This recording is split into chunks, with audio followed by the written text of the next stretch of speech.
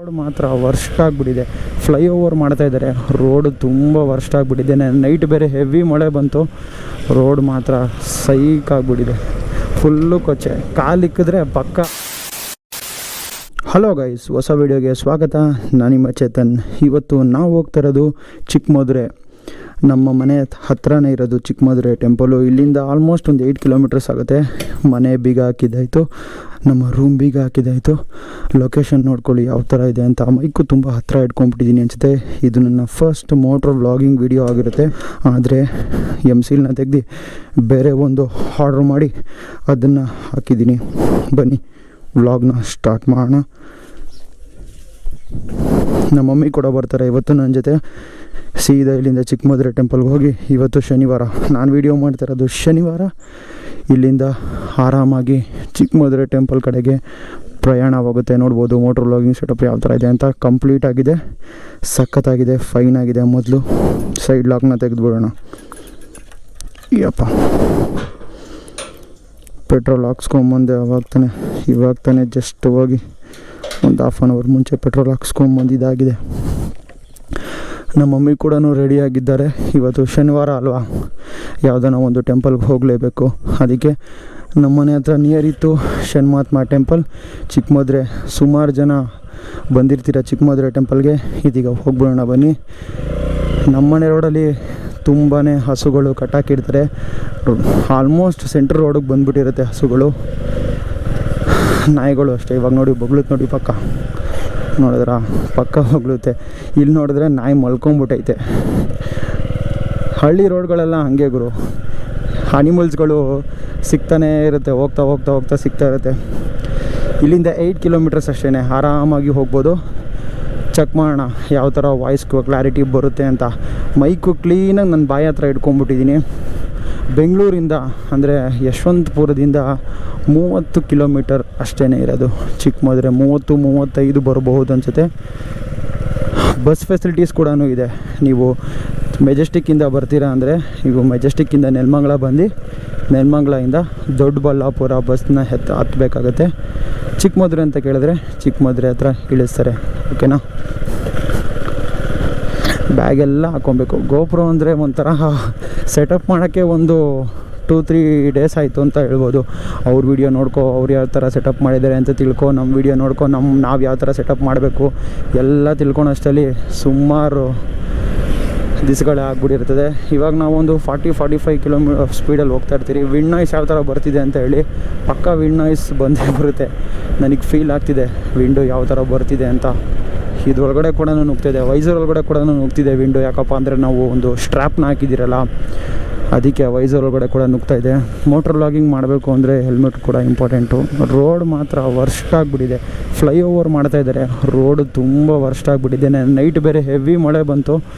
Road ಮಾತ್ರ ಸೈಕ್ ಆಗಿಬಿಟ್ಟಿದೆ.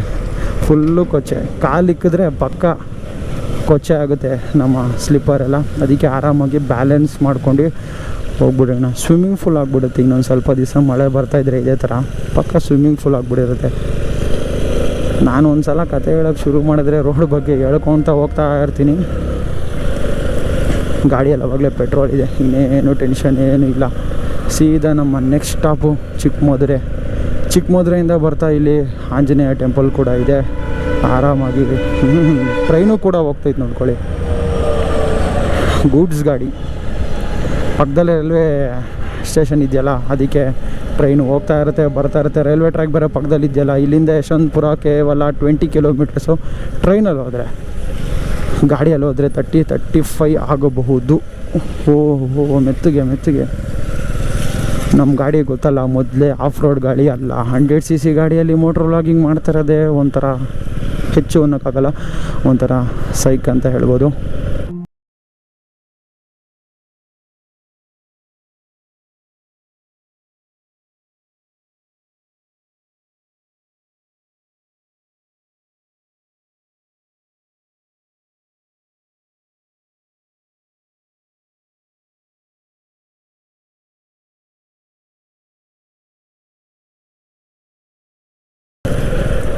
ಇದೀಗ ನಾವು ಆಲ್ಮೋಸ್ಟ್ ಬಂದಾಗಿದೆ ಟೆಂಪಲ್ ಹತ್ರ.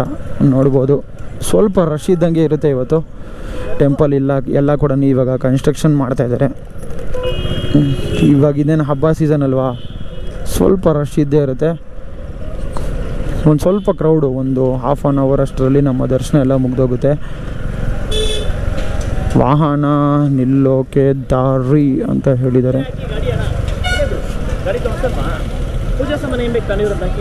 ಏನು ಬೇಡ ನೋಡಿದ್ರಲ್ಲ ಗೈಸ್, ಬಂದಿದ್ದ ತಕ್ಷಣ ಪ್ರಮೋಷನ್ನು, ಬಂದಿದ್ದ ತಕ್ಷಣ ಅಟ್ಯಾಕ್ ಮಾಡ್ತಾರೆ.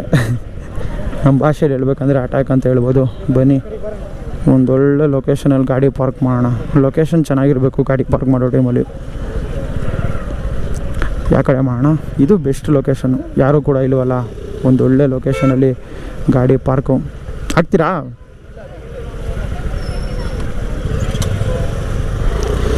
ಗಾಡಿ ಪಾರ್ಕ್ ಮಾಡಿ ಗಾಡಿ ಆಫ್ ಮಾಡಿ ಒಳಗಡೆ ಹೋಗ್ಬೇಕಾಗುತ್ತೆ.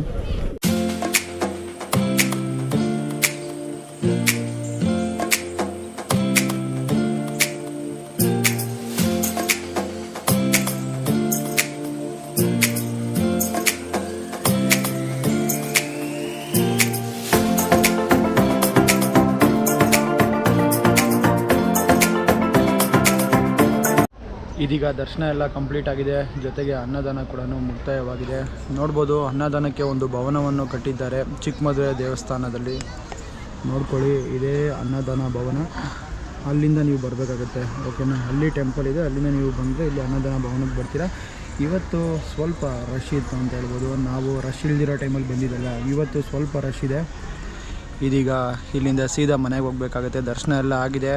ಟೋಟಲಿ ಒಂದು 3 ಟೆಂಪಲ್ಸ್ ಇದೆ. ಹಿಂದೆ 2 ಟೆಂಪಲು, ಮುಂದೆ 1 ಟೆಂಪಲು. ಮುಂದೆ ಟೆಂಪಲ್ ತುಂಬ ಮೇಯ್ನು, ಅಲ್ಲೇ ಇರೋದು ನಮ್ಮ ಶನೇಶ್ವರ ಭಗವಾನವರು. ದರ್ಶನ ಅಂತೂ ಚೆನ್ನಾಗಾಯಿತು. ಹಾಫ್ ಆನ್ ಅವರ್ ಆಯಿತು ಅನಿಸುತ್ತೆ, ಶನಿವಾರ ಅಲ್ವಾ, ಹಾಫ್ ಆನ್ ಅವರ್ ಆಗುತ್ತೆ. ಮಿಕ್ಕಿದ ಟೈಮಲ್ಲಿ ನೀವೇನೋ ಬಂದರೆ ಆಲ್ಮೋಸ್ಟ್ ಒಂದು 5 ಮಿನಿಟ್ಸಲ್ಲಿ ದರ್ಶನ ಎಲ್ಲ ಮುಗ್ದೋಗುತ್ತೆ. ನಿಮಗೆ ಈ ಒಂದು ಟೆಂಪಲ್ ಲೊಕೇಶನ್ನ ನಿಮಗೆ ಪಿನ್ ಮಾಡಿರ್ತೀನಿ ಡಿಸ್ಕ್ರಿಪ್ಷನ್ಸಲ್ಲಿ. ನೀವು ಕೂಡ ಆರಾಮಾಗಿ ಬರ್ಬೋದು, ವಿಸಿಟ್ ಮಾಡ್ಬೋದು ಟೆಂಪಲ್ನ. ಬೆಂಗಳೂರಲ್ಲಿ ಇದ್ದೀರಾ ಅಂದರೆ ಆರಾಮಾಗಿ ಬರ್ಬೋದು. ದೊಡ್ಡಬಳ್ಳಾಪುರ, ಚಿಕ್ಕಬಳ್ಳಾಪುರದಿಂದನೂ ಆರಾಮಾಗಿ ಬರ್ಬೋದು. ತುಮಕೂರಿಂದನೂ ಆರಾಮಾಗಿ ಬರ್ಬೋದು. ಆಲ್ಮೋಸ್ಟ್ ಎಲ್ಲ ನಿಯರ್ ಇದೆ ಅಂತ ಹೇಳ್ಬೋದು. ಸಿಟಿಗೆ ತುಂಬ ನಿಯರ್ ಇಲ್ಲ, ಸ್ವಲ್ಪ ಹಳ್ಳಿ ಸೈಡ್ ಆಗೋಗುತ್ತೆ. ಸಿಟಿಗೆ ಇಲ್ಲಿಂದ ಆಲ್ಮೋಸ್ಟ್ ಒಂದು 45 ಕಿಲೋಮೀಟರ್ಸ್ ಆಗಬಹುದು ಅನಿಸುತ್ತೆ, ಓಕೆನಾ? ಇಲ್ಲಿಂದ ನಿಮಗೆ ದೊಡ್ಡಬಳ್ಳಾಪುರ ತುಂಬ ಹತ್ತಿರವಾಗುತ್ತೆ, ಓಕೆನಾ? ಆರಾಮಾಗಿ ಬನ್ನಿ, ವಿಸಿಟ್ ಮಾಡಿ. ಒಳ್ಳೆ ದರ್ಶನ ಆಯಿತು, ಒಳ್ಳೆ ಪ್ರಸಾದನ ಕೂಡ ಮುಕ್ತಾಯವಾಗಿದೆ. ಇದೀಗ ನಾಷ್ಟ ಅಲ್ವಾ ಮಾಡಿದ್ದು, ಪ್ರಸಾದ ಕೂಡ ಮುಕ್ತಾಯವಾಗಿದೆ. ಇಲ್ಲಿಂದ ನಮ್ಮ ಗಾಡಿ ಸ್ಟಾರ್ಟ್ ಮಾಡ್ಕೊಂಡು ಮನೆ ಕಡೆಗೆ ಪ್ರಯಾಣ ಮಾಡಬೇಕಾಗುತ್ತೆ. ಇಲ್ಲಿಗೆ ಒಂದು ವಿಡಿಯೋನ ಮುಕ್ತಾಯ ಮಾಡ್ತಾಯಿದ್ದೀನಿ. ಸಿಗೋಣ ಮುಂದಿನ ವಿಡಿಯೋದಲ್ಲಿ. Tata bye bye, see you, ಜೈ ಹಿಂದ್.